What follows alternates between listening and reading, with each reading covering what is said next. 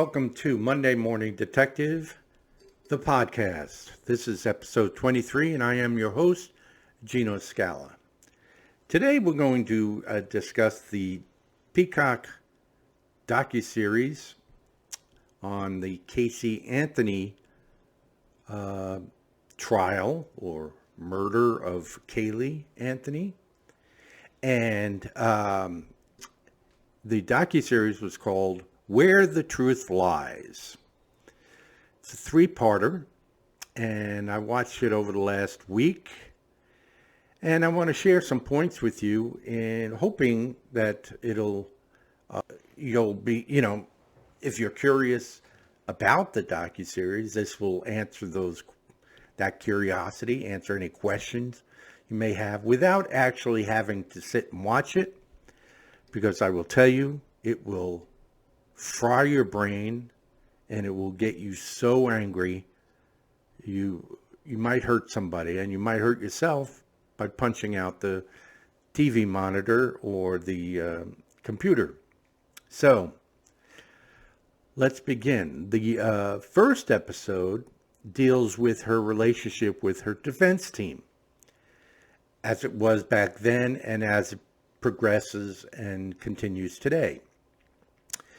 She considers the people of her defense team, outside of Jose Baez, who was never mentioned at all in this docuseries, interestingly enough. Video of him was shown at the trial, but he was never mentioned by anybody. And we already know that Casey had worked for him. We already have heard that Casey had an affair with him in an effort to pay for his services. So that's what we're dealing with, both the sleaziness of the attorney and the Casey. That may be one of the best things you could say about her. However, so she has this close-knit relationship with these people. She spends all the holidays with them. She's, in fact, living with one of the members of the defense team, the private investigator and his family. He's taken her under his wing like a stepfather or a adopted father or an adopted child. And nothing going on there. It's pretty obvious, but because he's pretty old now. But these people are the few people in the world that actually believe what she says. Okay? So, without rehashing too much of the crime itself, her story, which she covers in episode 2, is basically this. She's at home. She actually denies being on the computer, but they have Google searches attributing to her on this particular day, at this particular time. She's at home, and she's already told everybody that she was at work, okay, during this investigation. But the truth was, she was at home. Her dad was at home. Kaylee was at home.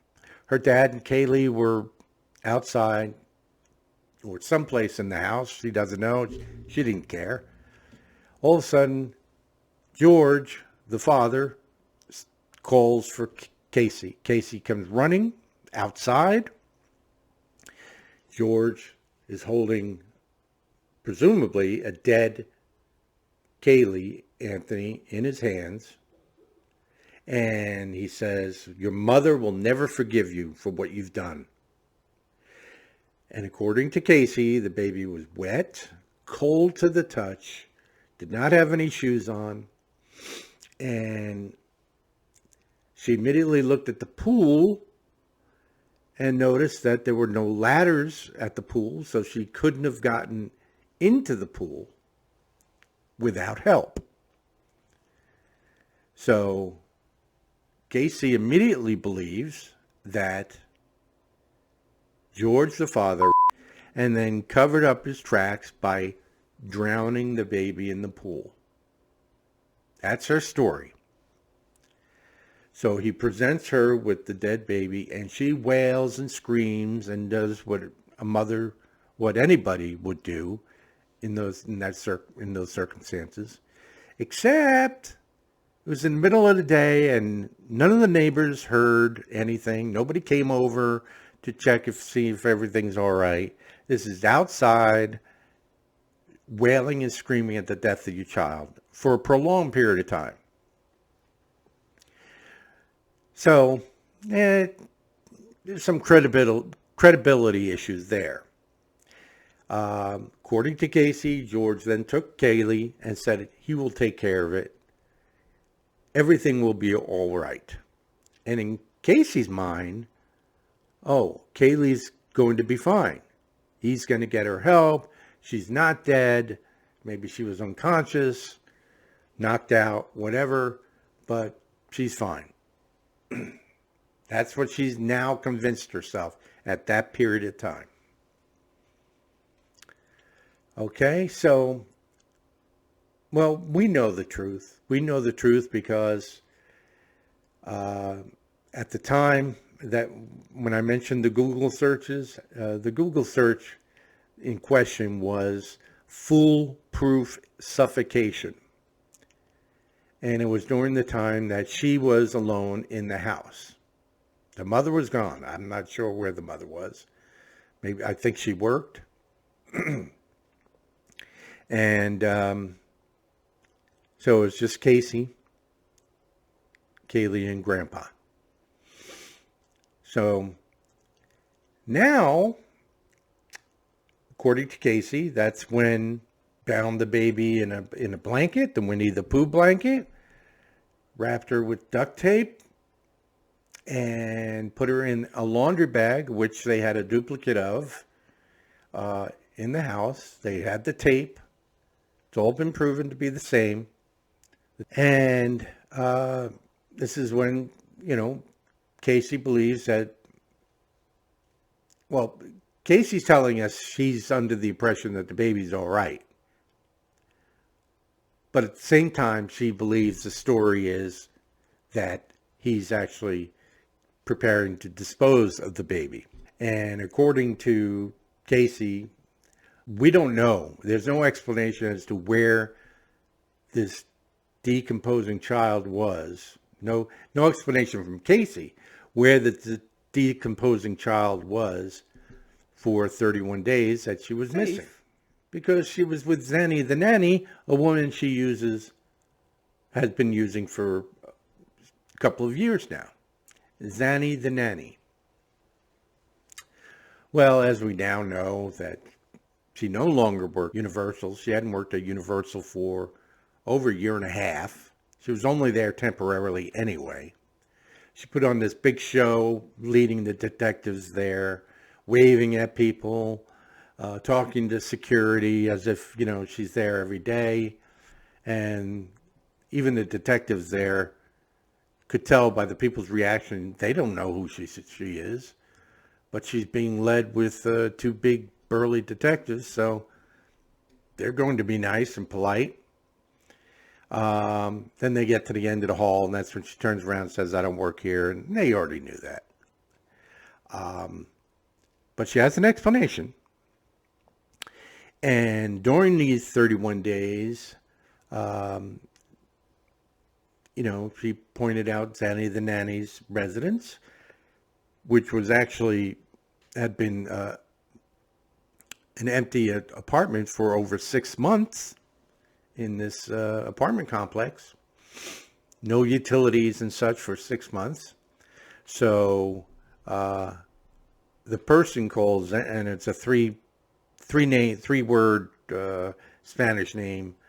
No such person has ever been found, and so forth. Now, her friends believe Zanny, the nanny, is code for Xanax.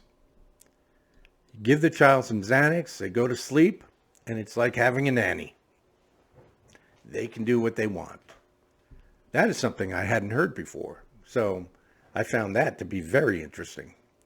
But she created this whole this whole other person. When interviewed, she is insisting that this Zanny the nanny has Kaylee.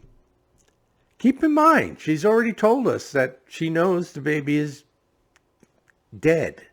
She had seen the baby dead. She held the baby. She wailed and cried because the baby is gone. And she's going on with this story. The second episode talks about her pathological lying. She's been doing it all her life.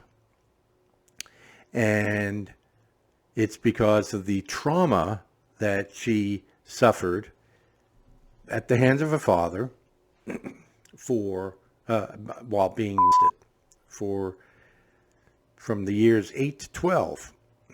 Very specific about this. At 12, this is interesting. This is something I was not aware of. At 12, she claims, from 12 to 15, her brother took over. She defends her brother because she believes he was by George Anthony as well, although the brother denies touching her and denies the dad touching him. But she's got it covered. The brother takes over from here, who is older by a few years. 4 years, I think, older than she. So, it's not enough to take down your dad. It's, you have to take down the brother as well. She never, ever told her mother, never told a soul about these incidences. Not until it was more convenient for her defense, now that we know. And a lot of other things come to light in the second part of the episode 2. What was their defense at trial? They had an attorney, either Doris Sims or Dorothy Sims. They had several attorneys, and this is where they did well, actually. And this Miss Sims specialized in disputing at trial, in disputing what she classifies as junk science. And that would include everything from headlight measurements, cell towers, cell pings, GPS.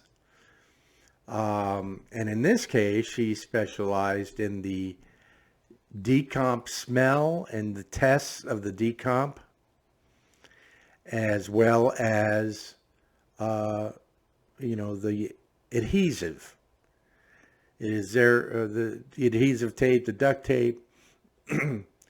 Their claim, the defense claim, was it was part of the adhesive was actually part of the laundry bag, and during decomposition of the bag, it fell on the child's hair, even though we know it was attached to the jaw, where Kaylee's jaw was, and was now separated from the body and from the skeletal remains, and it had the tape on it. But so these were their attempts, and apparently successful in at least raising questions in what they considered to be junk science. Nobody else does.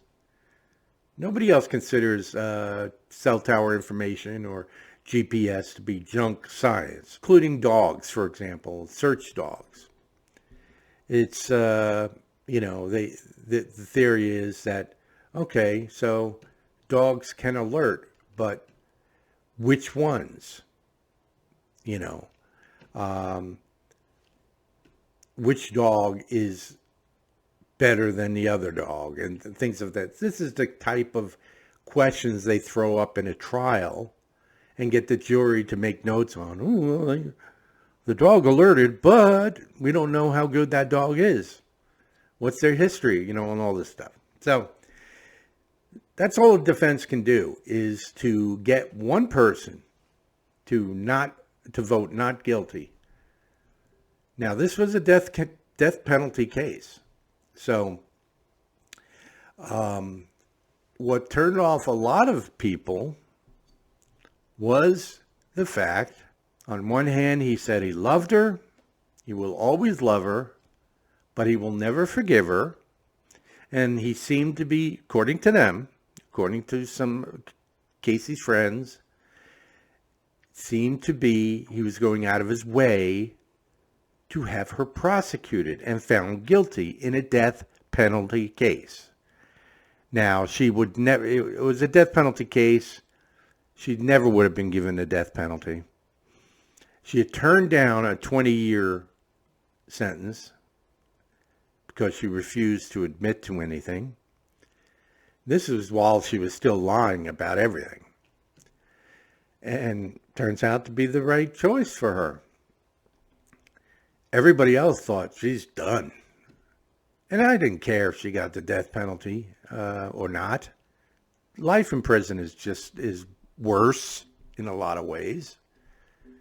So I didn't think they were going to kill a woman for killing their child. One person. Certainly not after offering her 20 years. They were not going to kill her. And the jury would not have allowed that. But not to find her guilty is unbelievable. So that was the second episode. The third episode was all about convicting George. The rumors about his cheating. The fact that they had some woman testify that she was a prostitute that he purchased, and he would spend time with her, never had sex. He would spend time with her in the hotel where he admitted to what he did to both Casey and Kaylee. And, the fact that he would actually tell a woman, a lady of the evening, that he killed the child to cover it up.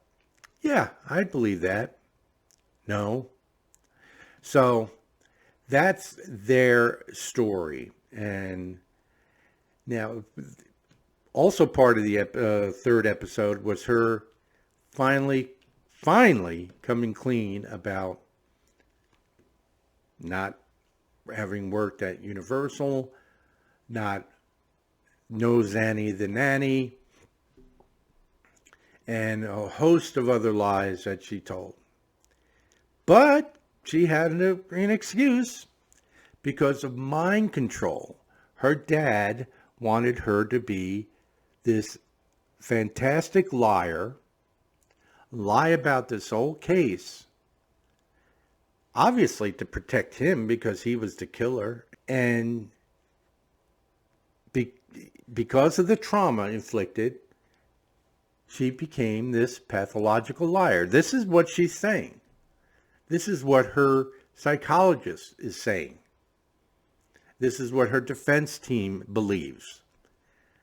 That all these lies were something not to protect herself, but to protect her father, who she despises. That's what we have today, folks. We have a woman who killed her child for the better life. She got the tattoo a few days after holding this dead baby.